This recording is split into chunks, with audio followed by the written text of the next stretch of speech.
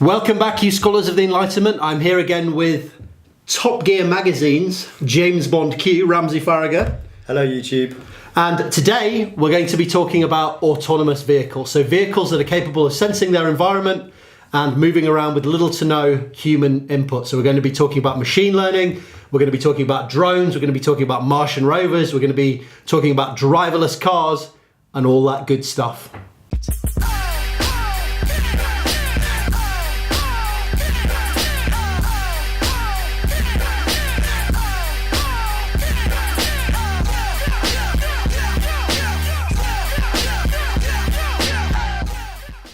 So, we've all seen this exponential increase in the focus on autonomous vehicles. So I'm thinking about driverless cars, which are going to save us from everything from pollution to congestion.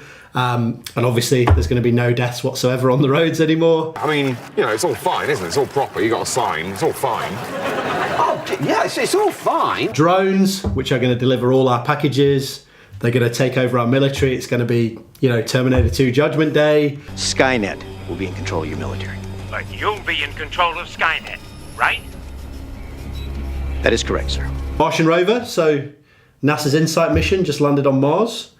So what better time to sit down with my good friend and colleague, again, Dr. Ramsey Faragher. To give you a quick reminder, Ramsey, like, what's the guy from Wanted's name, the actor? Liam Neeson, that's right. Like Liam Neeson, Ramsey has a very particular set of skills. Skills that make me a nightmare for people like you. So, for those of you who didn't catch our interview on GPS and GNSS, he's an expert in GPS tracking and sensor fusion. So essentially, if you want to know where something is and what it's doing with technology, this is your man. Top Gear magazine branded him the real life Q because he's done a hell of a lot. In fact, I think you said you're the only person that you know of to work on the tracking systems of both a Martian rover and a nuclear submarine. And a few other things as well. Well. So, he's also worked on drone systems, and he's a fellow of the Royal Institute of Navigation. So he's really is the person to talk about these autonomous vehicles. So Ramsey, very simply, first question on everybody's lips, and particularly on my lips as a non-expert, is what are we talking about? What are autonomous vehicles? So it's an important distinction between simply an unmanned vehicle and an autonomous vehicle, because many of the unmanned vehicles that we hear about at the moment, like the Predator drone and old Martian rovers, traditional Martian rovers, were just remote control vehicles. So you just had a camera link and a radio link. So even the ones sitting on the surface of Mars, somebody was sat at NASA or wherever else with a joystick, and even with that travel time between... Well, exactly, driving them very slowly because of the travel time. So if they were, you know, if these things were allowed to bat along at 20 miles an hour on the surface of Mars, then they could do a lot of science very quickly. But the point where the teleoperator turned around the rock, went, "Oh, there's a hole," and pulled back on the stick. A few, whatever the flight time is, put it on the screen. Yeah. Earlier. I'll do the the Martian time equals distance over velocity calculation and bob it up on the screen for the viewers. I got you 6, boy. Yeah, exactly. So because of the severe lag, Martian rovers are always trundled along at centimetres per tenth of seconds, this kind of thing. So when we're talking about autonomous vehicles, there's a difference there between... Yeah, so true autonomy is that the platform has intelligence and can operate independently without a human in the loop, without teleoperation. Yeah. And so a lot of the systems that people hear about all the time, a lot of the drones people hear about, like the Predator drone, they're actually just remote control planes. Yeah. Truly autonomous vehicles are much harder to get up and running in the world, because you turn them on and they go, and then they come back later and they've done their job with very little human interaction. So you need to be able to program them to act intelligently on their own and understand the world around them when they're going about doing their job. Yeah, and I'm sure, as we'll discuss, in the ground domain, being a car on the road dealing with Cambridge traffic is way harder than flying from Liverpool to Manchester autonomous or something like this. Depending on where you're trying to operate, it can be vastly harder to create an autonomous vehicle.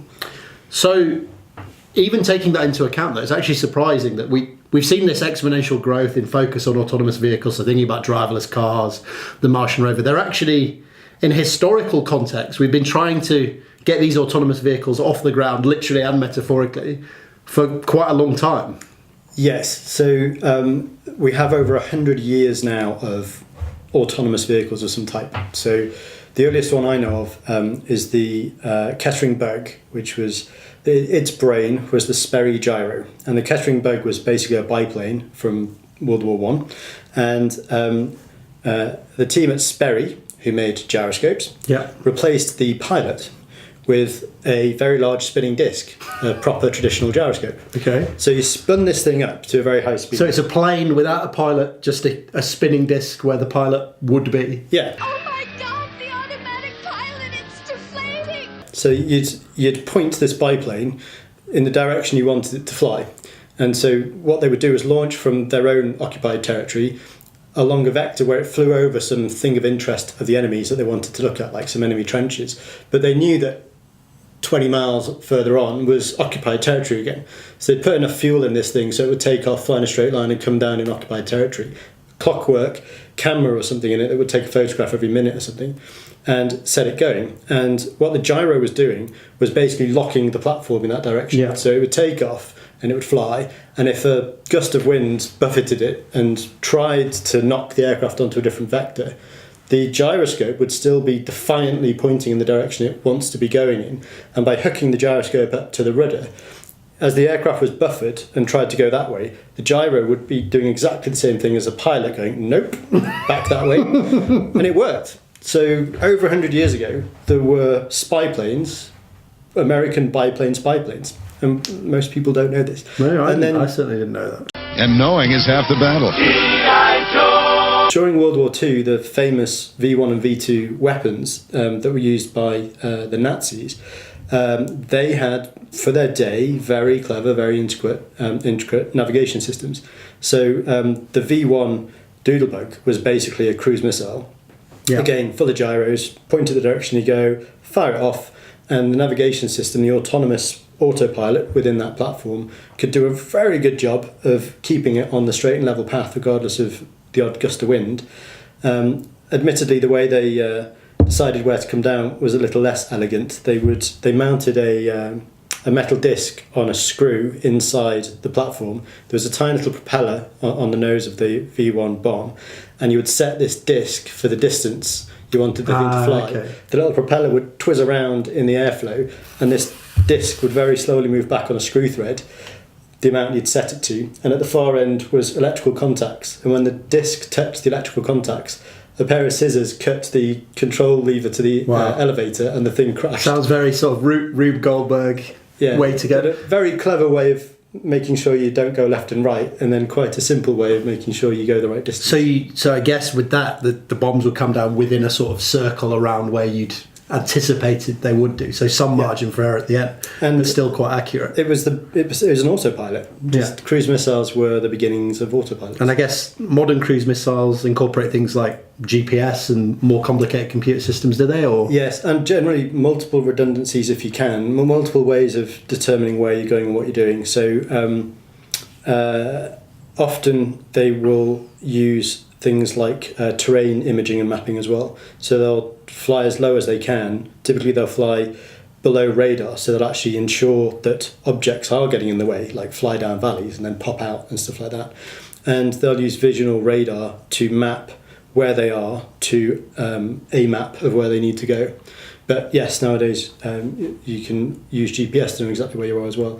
But GPS can be jammed, so the more complicated. So it becomes a bit of an arms race in autonomous vehicles, really. Yeah, and you need lots of sensors. You know, if you decide you're going to build any autonomous platform, you might as well take us as a good model for what sort of things do you need. Yeah, and we don't just rely on vision to get around. As a general rule, we have a variety of other sensors as well, and autonomous platforms also should follow the same sort of pattern, have multiple redundant ways of sensing the environment. Yeah, and that, I guess, brings us towards the sort of current modern generation in terms of the military anyway, with drones like Global Hawk and things like that. So how would such a system like that operate?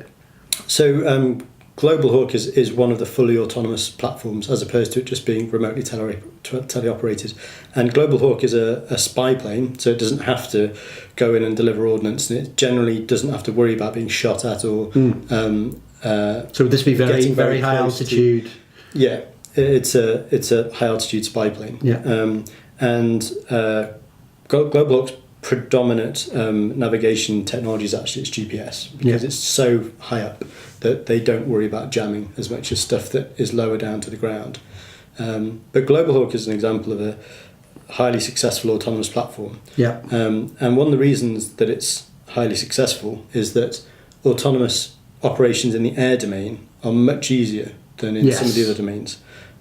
So it's unlikely you're going to smash into a person or a building or any sort of other infrastructure when you're that high up in the air. As I'm sure we'll get onto, one of the issues with trying to get autonomous ground vehicles working is all of these pesky humans. All over the place. Kill all humans. Must kill all humans. Bender, wake up! We'll definitely come into this. We'll definitely come onto this. The air domain is much more highly regulated. In general, if there is another human flying an object in the sky around you, they've gone through a hell of a lot of training and exams, and they're part of the same ecosystem of filing flight plans and taking it all very seriously and not messing around.